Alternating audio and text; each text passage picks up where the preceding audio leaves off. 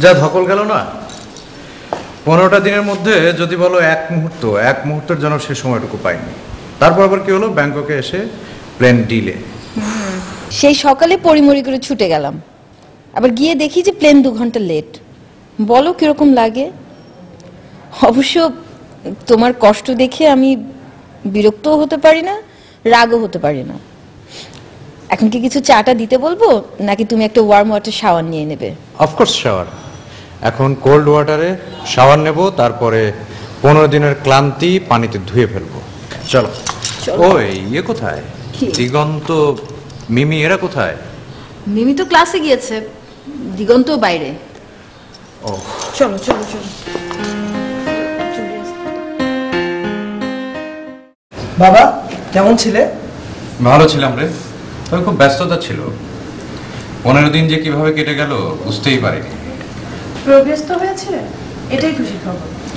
এই তুই চুপ, আবার কাজের কথা না। উফ, 15টা দিন যে কি গেছে।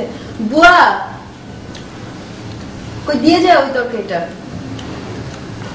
এই যে এটা হচ্ছে সেই লাউ দিয়ে শোল মাছ।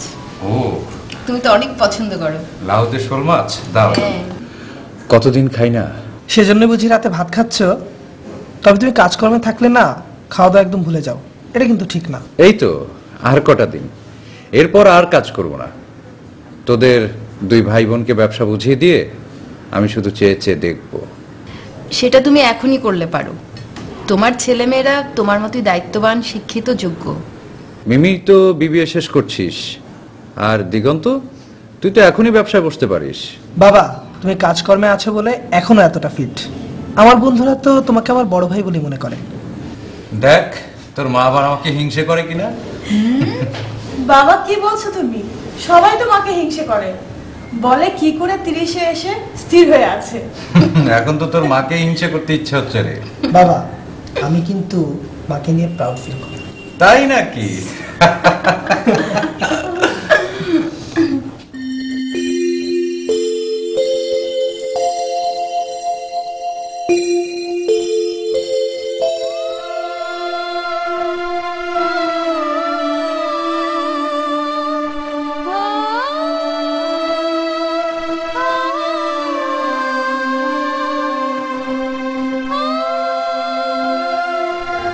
উঠে এসো, আমার কাছে এসো।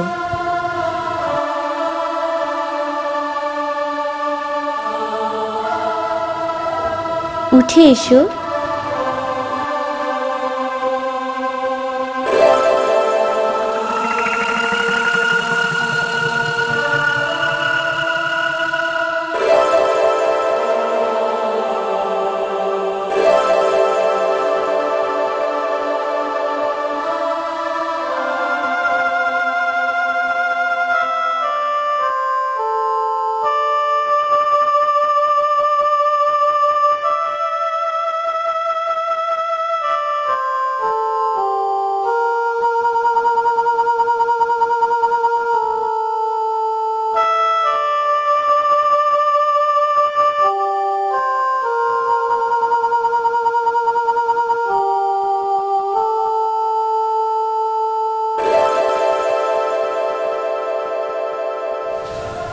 কি এতক্ষণে বুঝি মনে পড়লো আমাকে?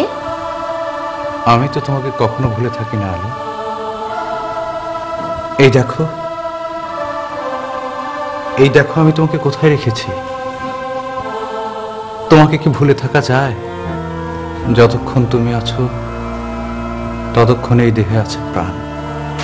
তোমাকে ভুলতে কত চেষ্টাই না করেছি, আমি পারিনি আলো, আমি পারিনি। তুমি আছো, তুমি আছো আলো। তুমি অনেক কিছু ভুলে গেছো পারভেজ, অনেক কিছু। না, আমি কিছুই ভুলিনি, কোনো কিছুই না। আমার সব মনে আছে আলো, সব।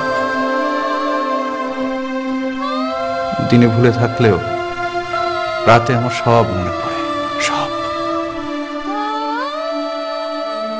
আমি সহ্য করতে পারি না আলো। বস। ব্যাপক জিনিসের দাম বাড়তি কমান্ডার। কেমনে বাঁচবো দেশের মানুষ? সবই তো আন্তর্জাতিক বাজারে দোহাই দিচ্ছে। দিচ্ছে। তুমি তো পয়সাওয়ালা, তোমার সমস্যাটা কি? আর সমস্যা যত সব গরিবে। শোনেন সোলায়মান ভাই, ঘরে যদি আগুন লাগে তাহলে উঠোন পর্যন্ত তেতে ওঠে। টাকা যাইবে না, যেতে ইচ্ছে করে না। সেই পলাশতলী, আকুর টাকুর পাড়া, আদালত পাড়া, ভিক্টোরিয়া রোড, নিরালার মোড়, মীরের ব্যথকা, আর কিছুই আমাকে টানে না সোলায়মান ভাই। তুমি নিজের ফাঁকি দিতে চাও? সবকিছুতে তোমারে টানে, সবকিছুতে তুমি কান্দো। তোমার মন কান্দে, মনটাও পুড়ে, খালি ধোয়া উড়ে না। তোমরা নাকি বৌদ্ধভূমির অনেক যত্ন করো, কিন্তু এই প্রজন্মের ছেলেরা নাকি বৌদ্ধভূমি চেনেই না।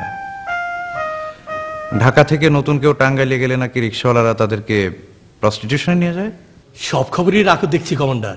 অনেক জ্বালা যন্ত্রণা, অনেক কষ্ট, অনেক।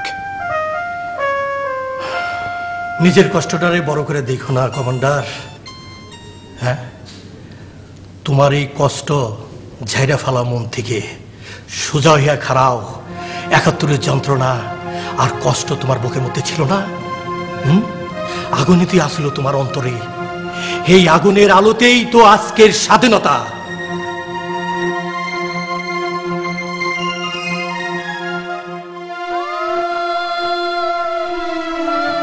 আজ সোলাইমান ভাই এসেছিল, তাই না?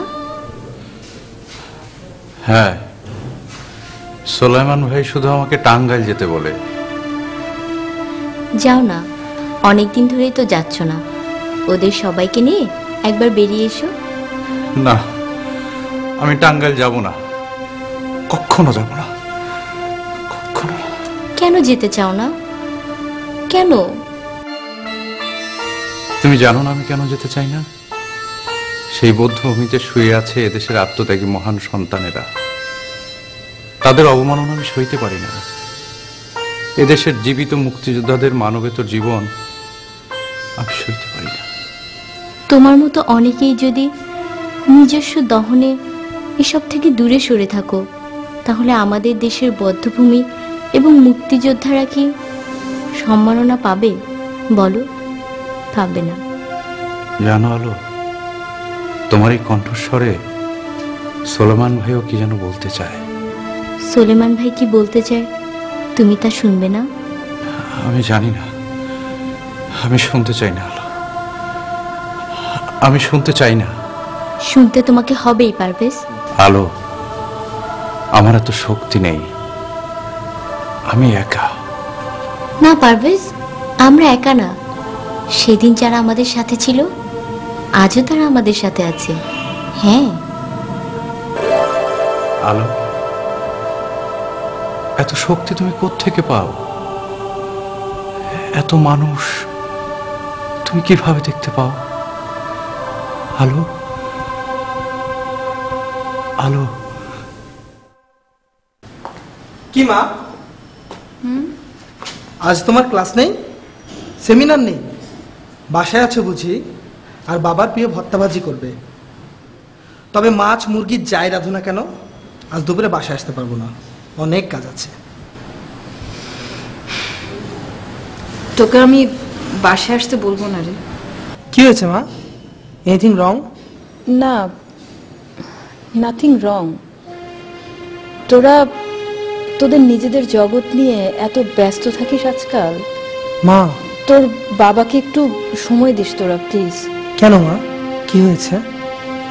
পরে বলবো, পরে বলবো সব।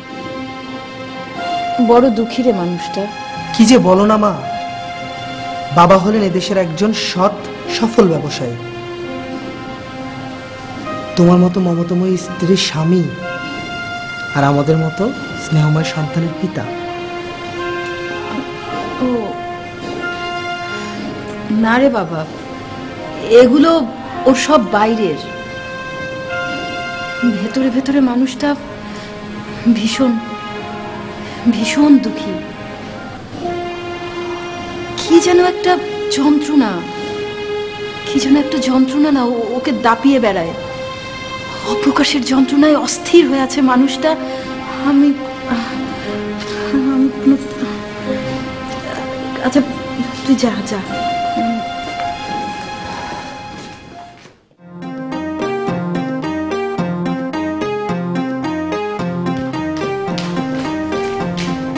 বাবা এই বিকেলে তুমি বাসায়?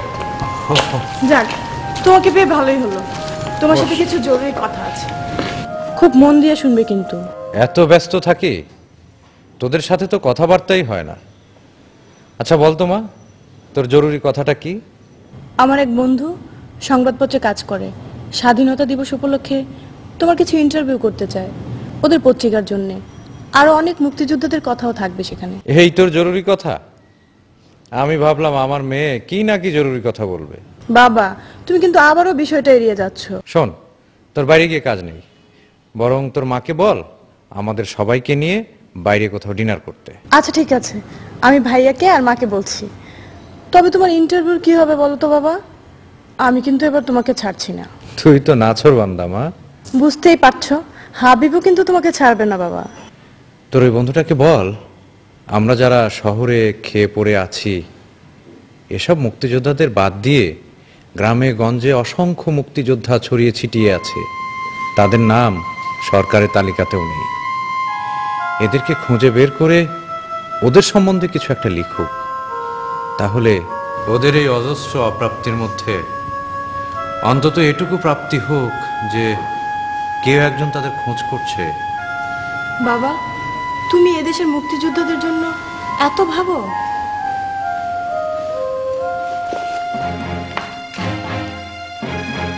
মুক্তিযোদ্ধা, একজন মুক্তিযোদ্ধা হয়ে মুক্তিযোদ্ধাদের জন্য কি করতে পারলাম? মুক্তিযুদ্ধের চেতনা কোথায় রে মা, কোথায়?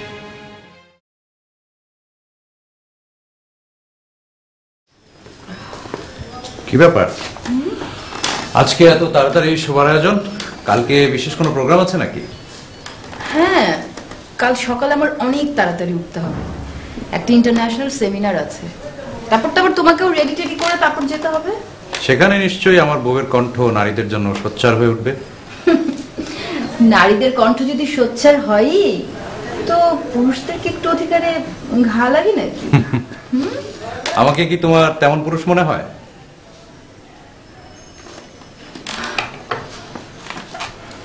পারফেজ, আমি আমার এই দীর্ঘ বিবাহিত জীবনে তোমাকে পেয়ে অনেক সুখী। তুমি আমার কোনো কাজে প্রতিবন্ধকতার সৃষ্টি করোইনি, বরঞ্চ অনেক অনেক সহযোগিতা করেছো। অবশ্য আমার মাঝে তুমি অন্য কারো ছায়া খোঁজো বলেই হয়তো। শোনো তন্নি, তন্নি,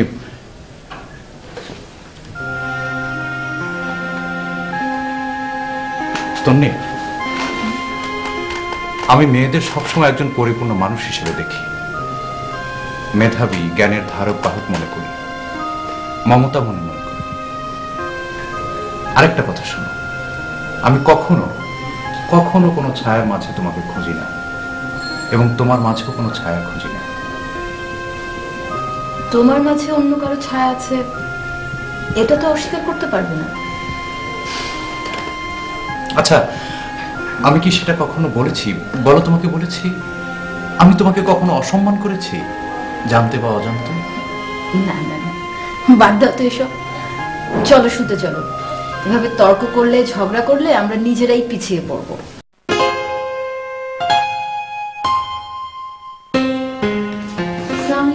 ওয়ালাইকুম আসসালাম। বসো বসো, এখানে বসো।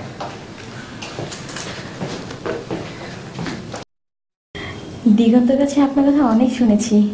ও তোমাকে কি বলেছে? এই তো ফ্রেন্ডলি, গাইড, ফিলোসোফার। কিন্তু ও তো ওর মাকে বেশি ভালোবাসে। জানি, মিমিকেও ভালোবাসে। তুমি দেখছি সবাইকে চেনো। না না, দিগন্তের কাছে শুনে শুনে। এই, ও ওকে বাসায় নিয়ে আসিস। আচ্ছা, দুপুরের খাবার সময় তো হয়ে গেল, খাবার কি এখানে দিতে বলবো নাকি তোরা বাইরে কোথাও যাবি? বাবা, আজ একটু তাড়া আছে, ওকে বাসায় পৌঁছে দিয়ে আসি। ওকে, তাহলে কি দাঁড়াচ্ছে, আমাদের আবার কবে দেখা হচ্ছে? খুব শীঘ্রই, তাই না? ওকে।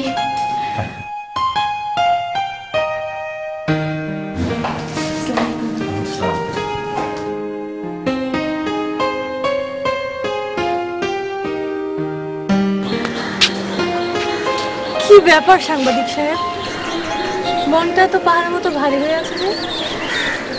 পাহাড় দখলদার বুঝো? পাহাড় দখলদাররা পাহাড় কেটে সমতল করছে। ওটা এখন আর পেরেক সাদৃশ্য ভারী নেই। ভারী হলো আমার এই মনের অবস্থা। স্বাধীনতা দিবসের সংখ্যাটা এখনো তৈরি করতে পারিনি। কি যে হবে। আচ্ছা, আঙ্কেলের ইন্টারভিউর খবর কি? জানো, বাবা না রাজি হচ্ছে না। উনি বলছেন গ্রামগঞ্জ থেকে খুঁজে খুঁজে সকল মুক্তিযোদ্ধাদের বের করতে, তারপর ওনাদেরকে সঠিক সুযোগ সুবিধা দিতে। আঙ্কেলের কাছ থেকে নিব সঠিক দিক নির্দেশনা। কি আইডিয়া? আচ্ছা, কবে যাবো ওনার সাথে দেখা করতে? দাঁড়াও, আমি আগে কথা বলে নিই, তারপর তোমাকে জানাচ্ছি। বাবা যা ব্যস্ত। আপনাকে দেখলে আমার খুব ভালো লাগে। আপনি ঢাকা এলে আমার মনে হয় আমি আবার ছাত্র হয়ে যাই, সেই যৌবনের উত্তল রাঙা দিনগুলোতে ফিরে যাই। এই দিনগুলা ফিরা পাইলে একটা কমান্ডার শুরু করি, এখনো মনে হয় আবারও শুরু করি। কিন্তু আপনি কাকে নিয়ে শুরু করবেন? সবই তো ভেজাল। সব কি ভেজাল? আসলে আসলেই বেশি গো কমান্ডার, তুমি বুঝতে পারছো না। এখনো মনে হয় এগারো খুঁজা বাইর করতে পারলে সামনে সুদিন। আপনার চোখে বুকে এখনো এত স্বপ্ন? স্বপ্ন দেখতে বেশি বয়স লাগে না কমান্ডার। আমার বুকে শুধু কষ্ট আর কান্না, কোনো স্বপ্ন নেই। তোমারই তো স্বপ্ন দেখার কথা। এই 69, 71 কোথায় আসলে না তুমি? তুমি তো সবার আগে আসিলা কমান্ডার। তোমার মনে আছে কমান্ডার, এই নাটে পাড়া যুদ্ধের কথা তোমার মনে আছে? যুদ্ধের সময় কত স্বপ্নের কথা কইতা, তুমি আমাকে সাহস দিতা। হ্যাঁ, তুমি তো সেই আগের পারভিজে আসো। আলো আমার সব নিয়ে গেছে সুলেমান ভাই। ও তোমার কিছুই নিয়ে যায় নাই, যা কিছু রেখে গেছে এর উপর ভর দিয়ে খাড়াও কমান্ডার, ভর দিয়ে খাড়াও। আমি একা একা কেমন করে দাঁড়াবো এই বৃহন্নলার সময়ে? খুব গরম বাতাস এখন, আমি একা, খুব একা সুলেমান ভাই। কোথায় তুমি একা? আরে এই দিন যারা আসিল তারা এখনো আমাকে লগে আছে। খালি একবার তুমি ঘুরে দাঁড়াও। আমরা পারবো, পারবো সুলেমান ভাই। হ্যাঁ, আমাকে পারতে ওই বই। তুমি ঘুরে দাঁড়াও, দেখবা আমরা পারবো। আসসালামু আলাইকুম। ওয়ালাইকুম আসসালাম। আমি হাবিব, মিমির বন্ধু। ও আচ্ছা আচ্ছা, বসো বসো। মিমি তোমার কথা বলেছে, তুমি কি পত্রিকায় লেখালেখি করো? জি, আমি সে ব্যাপারে আপনার সাথে কথা বলতে এসেছি। আরে কাজের কথা পরে হবে, বসো, আগে চাটা হোক। মিমি খুব ভালো চা বানায়। মিমি, মিমি, চা নিয়ে এসো। বলেছি ওকে চায়ের কথা। ওহো, ও এই যে এই রাখ মা, চাটা তুলে দে। বাবা, তুমি কিন্তু এড়িয়ে যাচ্ছ। বাবা, এবার কিন্তু তোমাকে ছাড়ছি না। আমি তোমার কাজের কথা শুনেছি, তোমাকে অভিনন্দন। এই প্রজন্মের ছেলেরা মুক্তিযুদ্ধ নিয়ে ভাবছে, মুক্তিযোদ্ধা নিয়ে ভাবছে, আমার খুবই গর্ব হচ্ছে। কি যে বলো না তুমি, বাংলাদেশে বাস করে কেউ মুক্তিযুদ্ধ নিয়ে ভাববে না, মুক্তিযোদ্ধাদের নিয়ে ভাববে না, এটা হয় বলো তো? মূল না চিনলে পত্রপল্লব কি করে চেনা হবে? চেনাটা অসম্পূর্ণ থেকে যায়। তোমরা জানো এই দেশের অবহেলিত কারা, মূল্যায়ন হয়নি কাদের, এই দেশের চালিকা শক্তি কাদের হাতে থাকার কথা ছিল, অথচ ক্ষমতার জন্য আমরা কি করেছি? লজ্জায় ঘৃণায় চুপ করে আছি। চাচা প্লিজ, আপনি আরো বলুন, আমি আরো শুনতে চাই। তোমরা ওদের মুখোশ খুলে দাও। যারা ক্ষমতার জন্য মুক্তিযোদ্ধার চেতনাকে বিকৃত করেছে, ভুলণ্ঠিত করেছে, তারা আসলে এই দেশটাকে চায়নি। তুমি বলো বাবা, আরো বলো।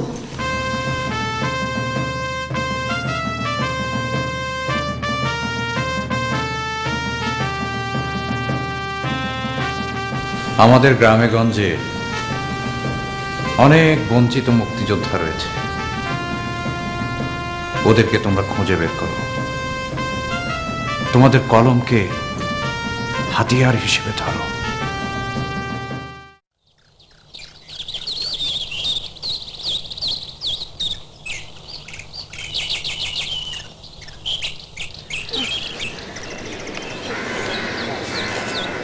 এই, তোমার বাবাকে আমার ভীষণ ভালো লেগেছে, কেন যেন মায়া মায়া। তুমি বলো মায়া, মা বলে দুঃখী। আচ্ছা, শুধু বাবাকে ভালো লেগেছে, আর কাউকে তো না? না না না না, বাবার ছেলেটা একটু সুখী সুখী, একটু দুষ্টও বটে, কিন্তু তাকে আমি ভালোবাসি। আচ্ছা, আঙ্কেল মুক্তিযোদ্ধা ছিলেন না? জানো, মা বলে বাবা নাকি আগে এই পরিচয় খুব আত্মতৃপ্তি বোধ করতেন, এরপর কেমন করে যে কি হলো এই বিষয়টা নিজের কাছেই চাপিয়ে রাখেন। হয়তো বর্তমানে মুক্তিযোদ্ধাদের নানাভাবে অবমাননা দেখেই এমন করেছে। আচ্ছা, এদেশে কি মুক্তিযোদ্ধারা ভালো আছে? তাহলে মনে হয় ঝরি ঝরি চিনেছে।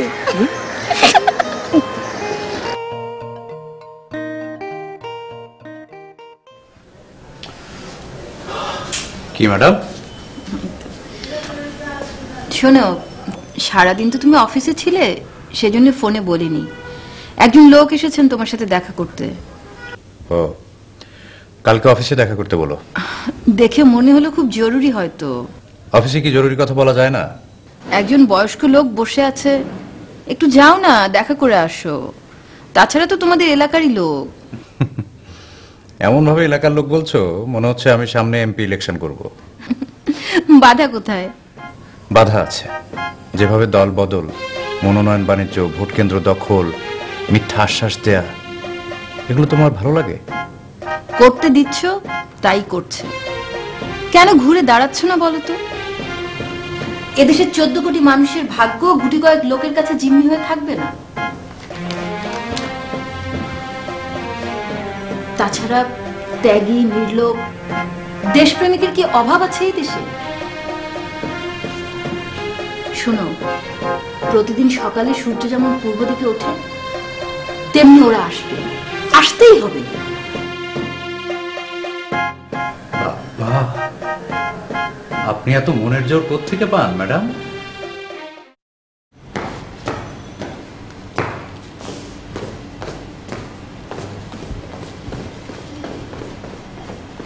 আদাব। আদাব। বর্দা, বর্দা আপনি আপনি কেমন আছেন বর্দা? কতদিন পর আপনার সাথে দেখা হলো। বলুন তো, আসুন আসুন, বসুন বর্দা, বসুন। কিভাবে করে দেখা হইব কও? তুমি তো আর দেশ ঘরে যাও না, না গেলে এই আমাগো নাগাল মানুষগুলোকে দেখা হইব কেমনি করে? বর্দিতে কবেই ইন্ডিয়া গেছে গা। মার শরীরটা খুব কাহিল, তোমার বৌদি সংসারটা আগলে রাখছে। আমরা তো কোনো মতে পাইসা আছি, যেন এই দেশে জীবন তো মরা। ব্যবসা কেমন চলছে বর্দা? ব্যবসা, বাপ দাদার ব্যবসা বেবাকেই কবেই ছাইরা দিছে। আমি কোনো মতে দৌড়ে আসিলাম, এখন মনে হয় হেডাবার রাহা পারুন না গো বাবু। আচ্ছা, এসব কথা আমরা একটু পরে আলাপ করি। আপনার খাবার ব্যবস্থাটা করে নেই। তন্নি, তন্নি, বর্দার খাবার ব্যবস্থা করো, আর থাকার ঘরটা দেখিয়ে দাও। তুমি এই গুণা নিয়ে ব্যস্ত হো না তো বাবু। বৌমাহি দুপুরে আইসি পরে দই চিরা কলা খাওয়াইছে, যেন সাক্ষাৎ মা লক্ষ্মী গো বাবু। বর্দা তো দিনেই তোমাকে ফোন করতে বলেছিল, আমি ইচ্ছে করে করিনি। সারাদিন বর্দার সাথে বসে গল্প করেছি, আর কিচ্ছু খেতে চাইছে না, বললো যে শুধু নাকি ডাল ভাত খাবে। সব ব্যবস্থা হয়ে গেছে, এক্ষুনি খেতে দেবো। তোমরা দুইজনেই আসো, আমি তোমার কাছেই আইছি। আমরা ইন্ডিয়া যাবো, তুমি যদি আমার বাড়িটা রাইখা দিতা। কি বলছেন বড়দা? আপনি নিজের দেশ ছেড়ে ইন্ডিয়া যাবেন কেন? আমাকেও জায়গা জমি তো বহুত দখল হয়ে গেছে গা, বাড়িটাও আর রাখা পারো না। তুমি যদি বাড়িটা রাইখা আমার কিছু টাকা দিতা, তাহলে হেবারে গিয়া কোনো কিছু কইরা কেটে খাইতা। মায়াটাও ডাঙর হইছে, পোলাটাও। এই দেশে তো আমাকে নিয়ে কোনো কাম নাই গো বাবু। কারা দখল করলো আপনার বাড়ি? কেরাবা যারা নদী নালা দখল করছে, খাল বিল বন দখল করছে, দেশের টাকা চুষা বিদেশে পাচার করছে, তারাই তো আমাকে খেদাইয়া দিতে চায়। দেশের পতাকা তো তারাই খামছে ধরছে। চুপ করুন বড়দা। বড়দা, আপনি বিশ্রাম নিন, আমরা এসব কথা পরে শুনবো। বিশ্রাম? বিশ্রাম তো অনেক নিছো, বহুত ঘুমাইছো। এইবার একটু সজাগ হও। ঘরের বিছন সব সাবার করতেছে ডাকাইতরা। এইবার একটু সজাগ হও। আর কতকাল আমাকে মালাউন করবে? বড়দা, যারা এসব কথা বলে তারা তাদের নিজেদের ধর্মকেও ছোট করে। কমান্ডার, আবার একটু সজাগ হও। তুমি তোমার ভিতরের শলকটা বাই করো, সব দেখতে পাইবা। আসুন বড়দা।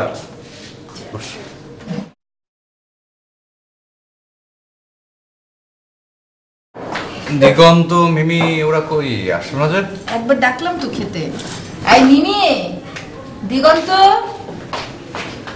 কখন থেকে ডাকছি তোদের, এত দেরি কেন করছিস? বুয়া, ওই তরকারির বাটিটা দিয়ে যাও। মাসিমার হাতে রান্নার কথা খুব মনে পড়ে বড়দা। মা আর এখন রাঁধতে পারে না, মহাময়ে রাঁধতে পারে, মাই শিখিয়ে দিচ্ছে। তোমরা বাড়ি ঘরে গেলে দেখতে মিলাম, ও বাড়িতে যাইও, দেখো কিবার রাঁধে। পূজার সময় আপনাদের বাড়িতে গিয়ে কত পায়েস, নাড়ু, পিঠা খেতাম। আমরাও কিন্তু ঈদের সময় তোমার বাড়িতে মুরগির কোরমা, পোলাও, সেমাই, গোগ্রাসে খাইতাম গো বাবু। সামাজিক সম্প্রীতির কি সুদৃঢ় বন্ধন ছিল তখন। মাটি দিয়ে কি তৈরি করেন আপনি? আমি তো দেবী গড়ি গো মা, দেবী গড়ি। বাহ, চমৎকার তো। আপনার কাছে অনেক কিছু আছে জানার মতো। আমরা আবার সেই সামাজিক সম্প্রীতি ও অধিকার ফিরিয়ে আনবো। যাব এবার পুজোতে আমরা বন্ধুরা সবাই মিলে আপনাদের বাড়িতে বেড়াতে যাব। আমরা তো পূজার সময় ভয়ে থাকি, কি আর কমু। তোমরা কি আর আমাকে সেই অধিকার ফিরে দিতে পারবা? আমাদের এই দেশ হিন্দু, মুসলিম, বৌদ্ধ, খ্রিস্টান, আদিবাসী সকলের আছে সম অধিকার।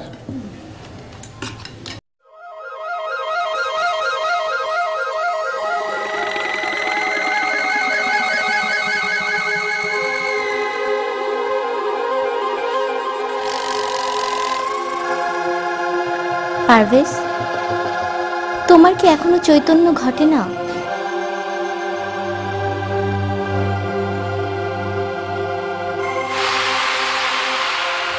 কাছে এসো, আমার কাছে এসো।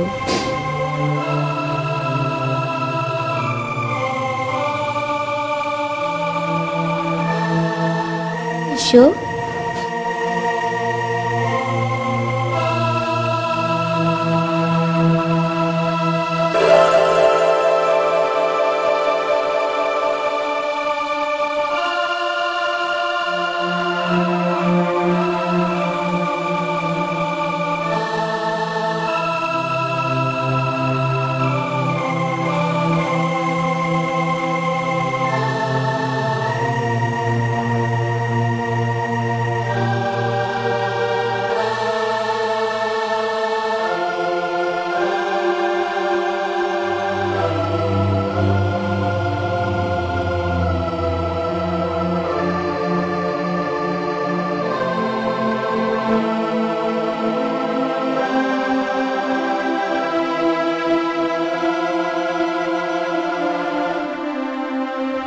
আলো, বড়দা এসেছে জানো? বড়দা নাকি দেশ ছেড়ে চলে যাচ্ছে। কি বলছো পারভেজ? পারভেজ, তুমি ওদেরকে যেতে দিও না, ওদেরকে যেতে দিও না পারভেজ। ওরা চলে গেলে তোমরা যে হেরে যাবে, তোমাদের চেতনা বিলুপ্ত হয়ে যাবে পারভেজ। আমি কি করব আলো?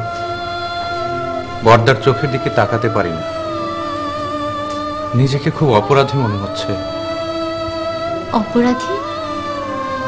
কিসের অপরাধ? এদেশের 30 লক্ষ শহীদের জন্য কি তুমি দায়ী? এদেশের 2 লক্ষ নারীর জন্য কি তুমি দায়ী পারভেজ? না। কেন কেন একা একা পুড়ছো? সঠিক দিকে দৃষ্টি দাও পারভেজ।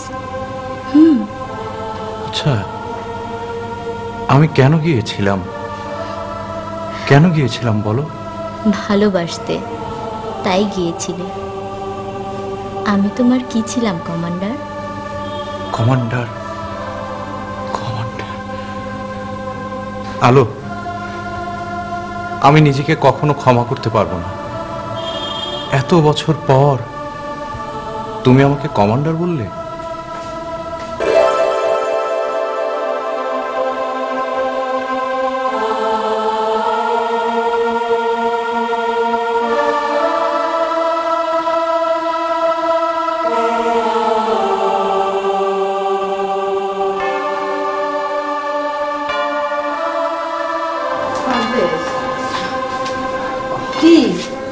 প্লিজ একটু স্থির হও।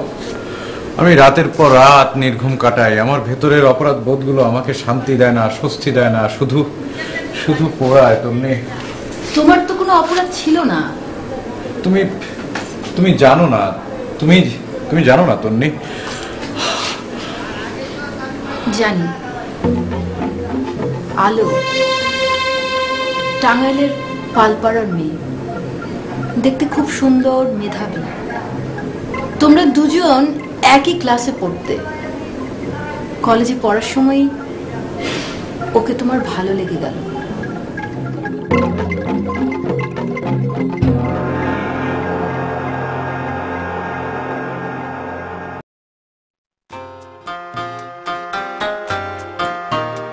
হ্যালো, কিছু বলছো না যে? কি বলবো বলো?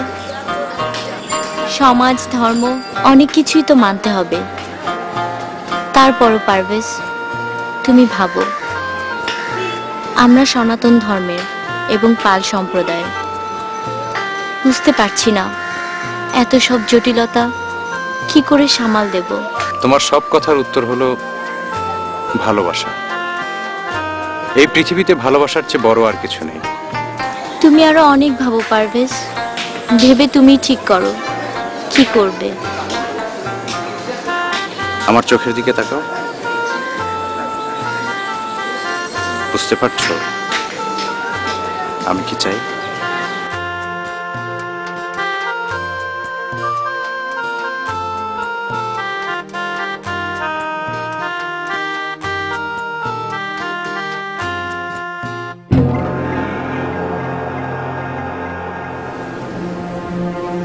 তুমি চট্টগ্রাম ইউনিভার্সিটিতে ভর্তি হলে, আর আলো ঢাকা ইউনিভার্সিটিতে। ওদের অবস্থানের কোনো মেয়ে কলেজেই পড়ে না, আর ইউনিভার্সিটি তো দূরের কথা। ও, তুমি বা তোমরা একই আদর্শে উজ্জীবিত, একই মন্ত্রে দীক্ষিত ছিলে। এখানেই ওর সাহসটা পল্লবিত হলো।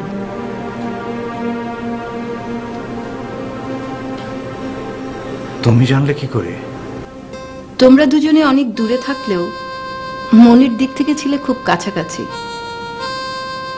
শোনা কথা, পার্টির নেতাদের উপস্থিতিতে তোমাদের নাকি বিয়েও হয়। তুমি জানলে কি করে? এরই মধ্যে ৭১-এর মুক্তিযুদ্ধ শুরু হয়ে যায়।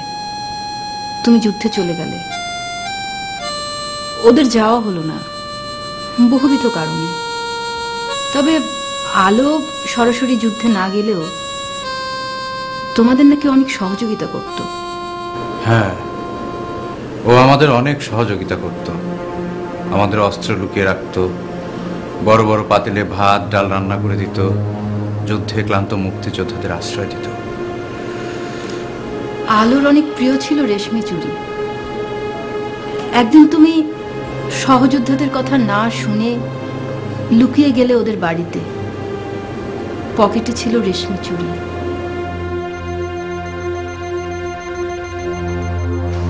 পারভেজ, আমার কিন্তু খুব ভয় করছে। আলো, তুমি না ইলা মিত্র হওয়ার স্বপ্ন দেখতে? প্রীতিলতা বেগম রোকেয়া হতে চাইতে তুমি। দেখো দেখো, আমাদের এই যুদ্ধ একদিন শেষ হবেই। আমি সেই দিনের প্রতীক্ষায় আছি। আমার বুকের ভেতর লালন করছি স্বাধীনতার পতাকা। কবে কবে মুক্ত বাতাসে উড়াবো সেই পতাকা? খুব বেশি দেরি নেই আলো। শোনো, আশেপাশে অনেকেই কিন্তু রাজাকার বাহিনীতে নাম লিখিয়েছে। ওদের জন্য আমার খুব ভয় লাগছে। সাবধানে থেকো তোমরা। আমরা তো ঘর থেকে বেরই হই না। একটু সুযোগ বুঝে তোমাদেরকে ওপারে নিয়ে যাব। তুমি সাবধানে থেকো তো। আমার যত ভয় তো তোমাকে নিয়ে। আমাকে নিয়ে ভেবো না। দেখো, তোমার আঁচল ভরে দেব স্বাধীনতা। সত্যি পারভেজ, কবে আমরা সংসার পাতবো এই স্বাধীন বাংলাদেশে? আলো, তোমার খুব প্রিয় রেশমি চুড়ি নিয়ে এসেছি। আজ তোমাকে পরিয়ে দিয়ে যাব। যতক্ষণ এই চুড়ি তোমার হাতে থাকবে ততক্ষণ কোনো অমঙ্গল তোমাকে স্পর্শ করতে পারবে না। আমার লক্ষ্মী সোনা বউ।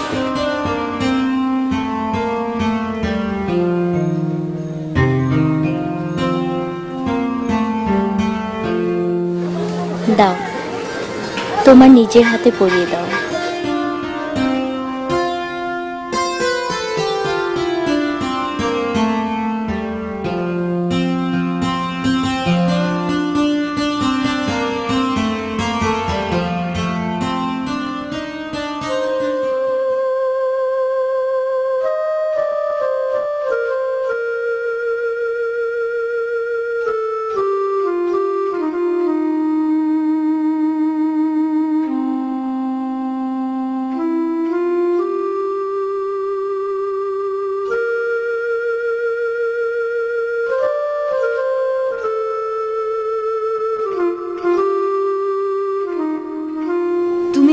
বেরিয়ে যাবার সাথে সাথে কলিম রাজাকার আর্মিদের নিয়ে আসে আলোদের বাড়িতে।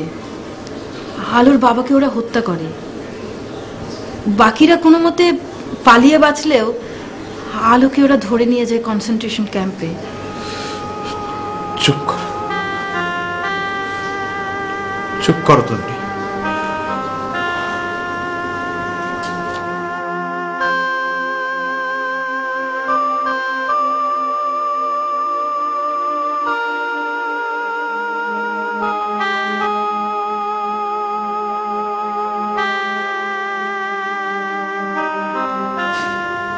দেশ স্বাধীন হবার পর তুমি দুহাতের মুঠোতে অনেক অনেক আনন্দ নিয়ে ছুটে গিয়েছিলে আলোদের উঠোনে। তারপর বড়দাই তোমাকে সব বলে। তুমি তুমি ছুটে গিয়েছিলে বদ্ধভূমিতে। বাতাসে লাশের গন্ধ, সারি সারি গলিত লাশ শিয়াল কুকুরে টানছে। স্বজনহারা মানুষেরা ছুটছে হৃদয়ের টানে। তুমি তুমি লাশ ঘেটে খুঁজে বের করলে আলোর গলিত লাশ। কিন্তু কি আশ্চর্য, ওর ওর হাত দুটো ছিল তখনও অক্ষত। আর চুড়িগুলো ঠিক তেমনি আছে। তুমি তুমি সবার অলক্ষ্যে চুড়িগুলো খুলে নিয়ে এলে তোমার কাছে, রেখে দিলে। আর প্রতি রাতে কথা বলো চুড়ির সাথে।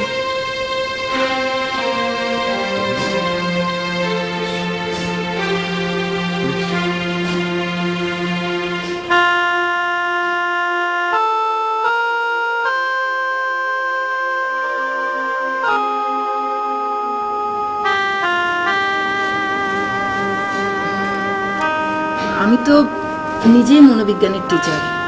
তাছাড়া কয়েকজন ডাক্তারের সাথেও কথা বলেছি তোমার ব্যাপারে। তাদের সবারই একই মত। তোমার ভেতর জমে আছে প্রচন্ড ক্ষোভ, অভিমান।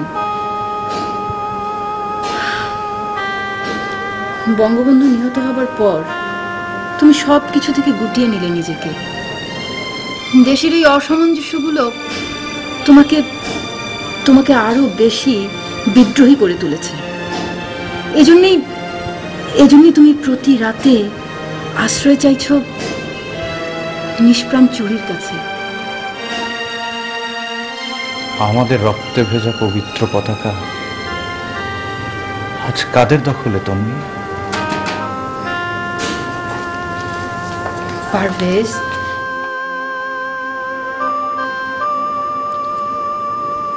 শোনো, সবকিছু তুমি নিজের ভেতরে রাখতে রাখতে না এই দেশটার মতোই অসুস্থ হয়ে গেছো। আমি কি করতে পারি তন্নি? কি করার আছে আমাদের? দুর্নীতিতে ছেয়ে গেছে এই দেশ। এদেশের বেশিরভাগ মানুষই সৎ। ওই অল্প কিছু দুর্নীতিবাজদের নষ্ট বীজ দূর করে দাও, দেখবে সৎ মানুষের দলই হবে শক্তিশালী।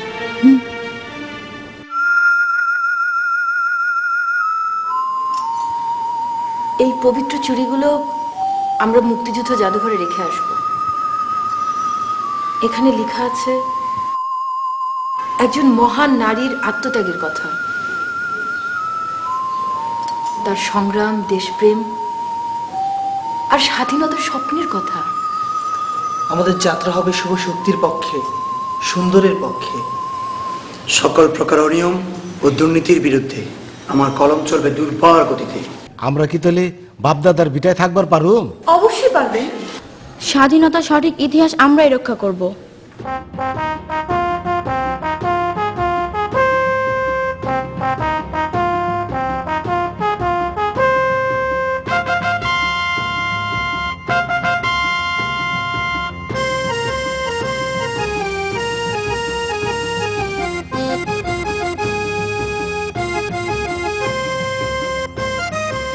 একজন বীরাঙ্গনের স্মৃতি আপনার হাতে তুলে দিলাম।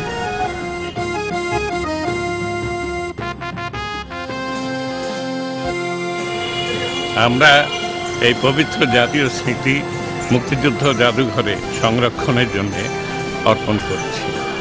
এটা আমাদের জাতির ইতিহাসের পবিত্র অঙ্গ। আমরা যুদ্ধ অপরাধীদের বিচার চাই। আমরা দুর্নীতিমুক্ত বাংলাদেশ চাই। পূর্ণ গণতন্ত্র চাই। মুক্তিযুদ্ধের চেতনার বাস্তবায়ন চাই। বাস্তবায়ন চাই। মুক্তিযুদ্ধের চেতনার বাস্তবায়ন চাই। বাস্তবায়ন চাই। বাস্তবায়ন